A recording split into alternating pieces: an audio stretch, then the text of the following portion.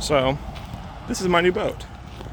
It is a Larson Crestliner 14 feet aluminum boat with some pretty nice looking wood trim. The PVC and stuff is just to hold the boat cover. Nice red color. It has been sitting under a barn in Eastover, South Carolina for something like 35 or 40 years, maybe longer. 1977, last time it was registered. So yeah, make of that what you will. 50 years? I don't know. My math sucks. As you can see, it's a pretty lightweight boat. I was able to just lift it up, but it does need some work.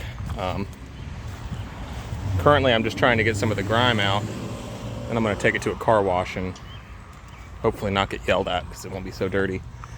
And yeah, anyways, it came with a motor, which is over here on the ground where I unceremoniously set it. It's a Johnson brand Seahorse 18. Now, from what I can tell, based on rudimentary online research, the boat is from the 1950 to 1957. The engine's a little newer than that, but I'm going to be doing my best to get this thing back on the water, try to get that engine running and see what I can do.